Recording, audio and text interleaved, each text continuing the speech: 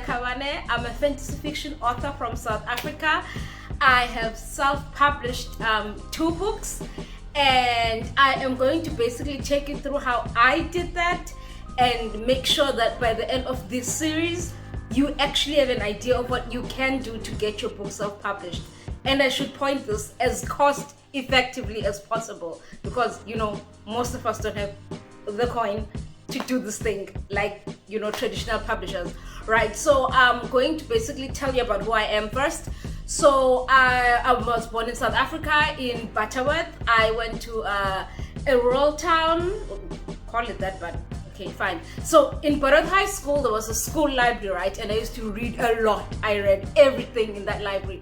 Probably books I shouldn't even be allowed to have been reading at that age. I was 10, and I got frustrated by how they ended. So I decided, let me write my own ending.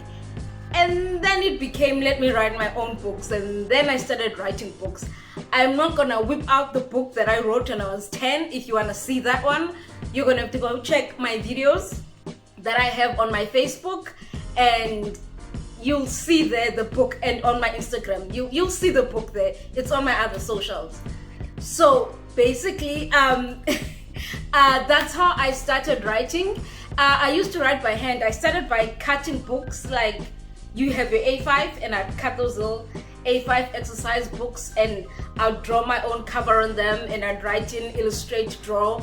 I sucked at drawing, but I realized I was better at telling a story writing it than drawing it. So that's what I started doing, and it just became an instant thing. I was constantly writing. I'd finish a book, I'd write the day I started writing it, finish it. So for the past maybe 20 years or so, I'm giving away my age here, that's what I was doing. I was just writing books. I remember when I was about 18, I decided to try my shot at traditional publishing. So I sent my book to a traditional publisher, and basically the feedback knocked my self-esteem. I was like, I'm a fraud. So, ouch, right? But the thing is, I was still writing, and the people around me were enjoying my stories, but it did knock my confidence a bit. So I just continued writing for myself. And then it was only years later, as I was on social media, that I realized that in South Africa, generally, things like fantasy fiction and science fiction aren't published by traditional publishers. So if you write in that genre, you're not gonna get published through a traditional publisher. You sort of have to go at it on your own. Any other topic maybe stands a better chance. And then I sort of understood, okay, so maybe it's not that I was bad, maybe it's just that I was writing in the wrong genre. And then I started writing the Kendrick series. I started this in 2016.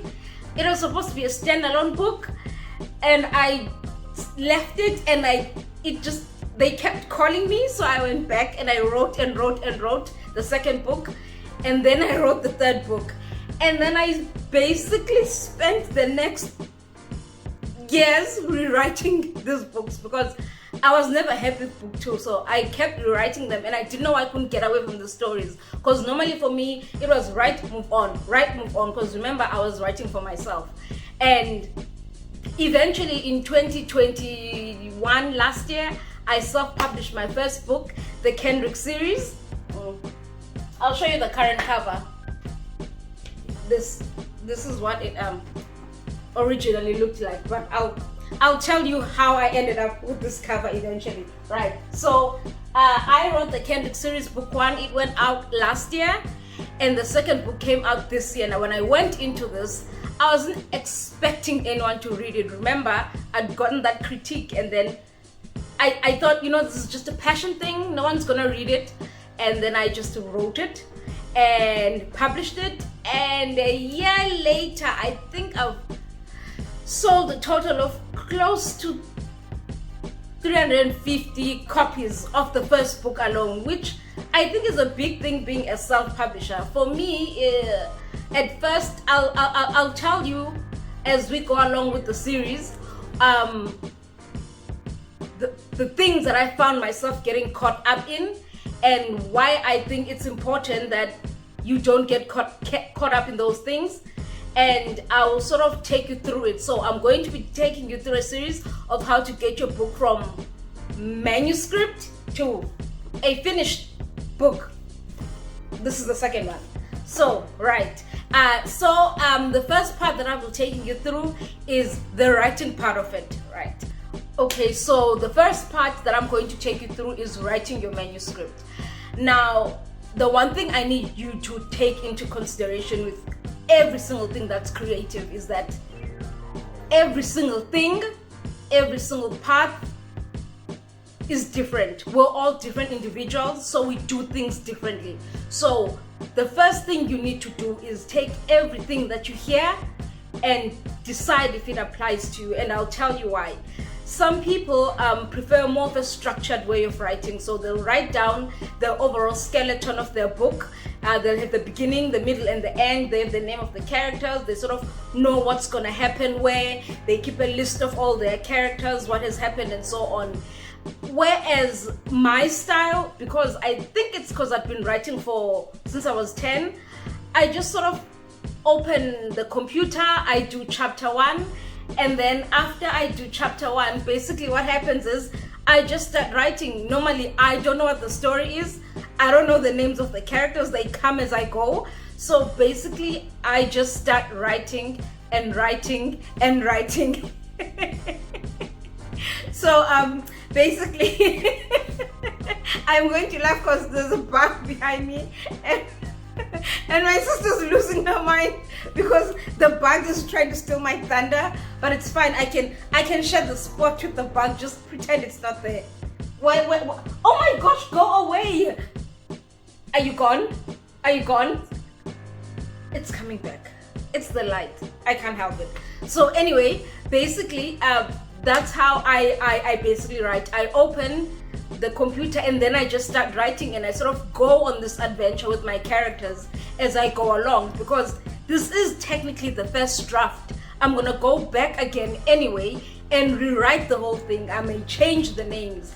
I do though keep aside a note of who the characters are and how they're related, because it's important to know those things so that you don't make those tiny mistakes whereby you end up reusing a name and you'd already used it for something else before, or you rename someone in the middle of the book and you don't realize you did that because you didn't keep track of what you'd call them first. So I would say there's basically two ways you can do the structured way, or you can just open the computer or your book and pencil.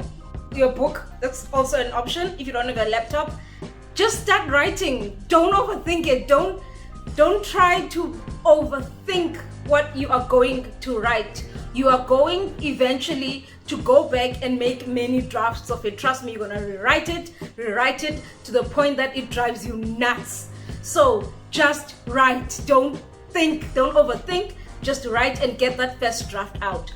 So basically, when you've started writing your book, after you finish writing it and you've done several drafts, I know there's some apps out there that help you write. I don't use any of them. Once you've started writing your book and you finished your draft and you feel confident with your final draft, let's say maybe it's now draft number 7, which, trust me, you'll get to draft number 7, because as a creative you'll never be satisfied with what you've created, basically. So you're gonna keep rewriting it and think you could have done something better. So once you're happy with your final draft, there's then the editing. Remember I said cost effectively? So with my books are about 300 and something pages long. So you can imagine having this kind of book edited by a professional editor would cost me about 11,000 Rand. And as I said, I'm self-publishing, so the budget is limited. So what I had to do with my first 2 books is basically download Grammarly. I don't know if you guys are familiar with it, but I'll put a link below. I downloaded Grammarly, and then I set it to the creative writing part, and the setting was knowledgeable, so I had to get the pro version of it, and then I got the setting, and then I started writing. So it sort of helps you restructure certain words and so on. But remember, every writer has their own tone. So by tone, it's like if you are singing and you have your own pitch, that's the same thing as a writer. There's a specific way that you write that is uniquely you. The way you phrase your words, the way you create scenarios and all those things, that is your tone. So as much as Grammarly helps you with the grammatic side of it, make sure you do not lose your tone. So you can reject some of the suggestions that gives you at times, because sometimes you look at the suggestions and you're like, yeah, no, I kind of like the way I wrote it, so no thanks, Grammarly. And then after I've done all of that, I take it back to Windows, and then I put in the read aloud part of it, and then I have Windows read the entire thing back to me. And I found that it helped, because with the first book that I released first time, I found typos and I had to go back again and redo that manuscript. But when I did the read aloud allows me to pick up on something that has been dropped, maybe a word, a two, from, that type of thing. And then I had to go back there and again re-edit it. And the thing is with Microsoft Word, it has a part that says editing, and on that side it checks your vocabulary, it checks everything. So I did that. So I put it through both these two basically pages things, the Grammarly and Microsoft Word. And for me, at that point I was not able to pay for an editor, so that's how I ended up editing my own books. So that's how I did the writing and sort of the editing part of the book. Please, if the fly has flown into the photo, ignore it. It's trying to be part of the video. Let's embrace it as one of our own. It might make an appearance or something in the next book. Right, so in terms of writing, there's a few things that I want to add as well. The first thing you need to do, for me, because I already knew what I was writing on, which is fantasy fiction, my books always went in that direction. But when it comes to writing your manuscript, it's important to know what you're writing, who you're writing to, so who's your audience and what genre you plan to write.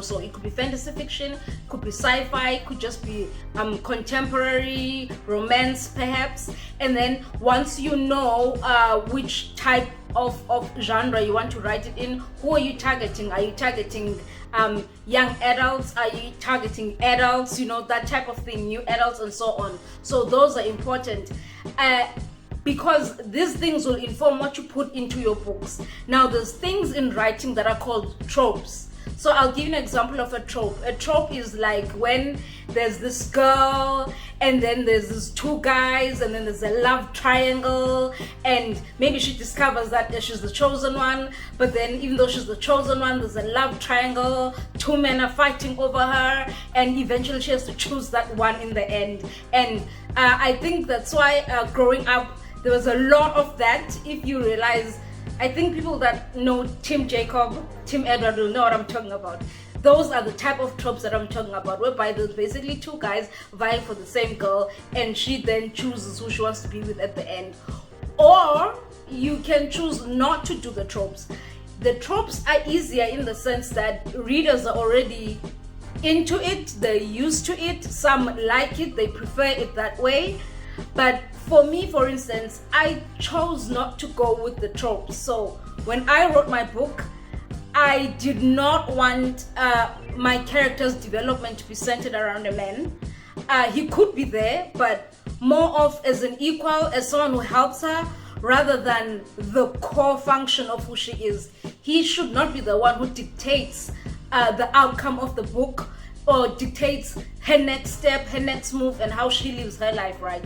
So for me, I avoided that trope, but you're completely allowed to get into that trope if that's what you're comfortable with. So there's nothing wrong with tropes.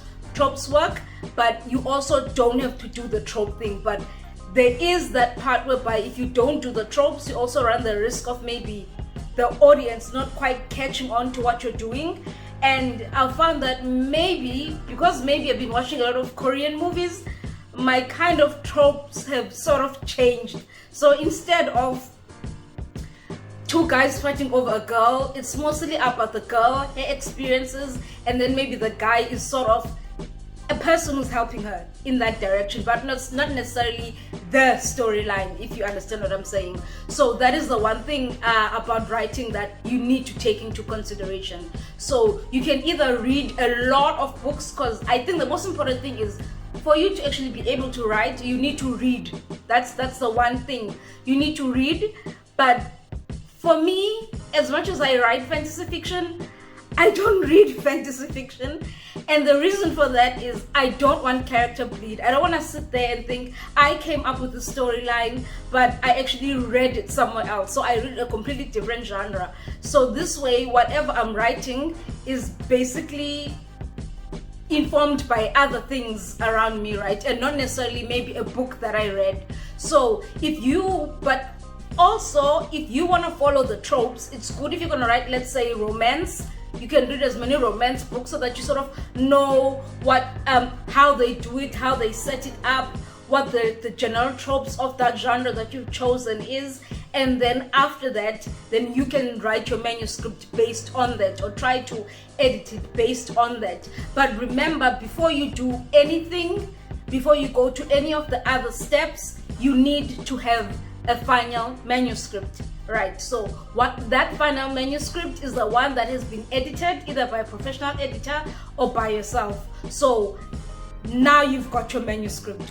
What's next? And what is next is the ISBN. Part of the series in how to get yourself self-published. The next video will cover how to get an ISBN, what it is, and formatting your book. If you liked what you see, comment, like, share, and subscribe. Ask questions if you want down below, and then I'll make videos that respond to those questions. Because the reason I made this video was because a lot of people kept coming to me and asking me, how did you get it done? So that's exactly what this series is about. So ask as many questions as you want on the comments below, and I'll try to respond to it. So the next video will be regarding the ISBN as well as formatting your book.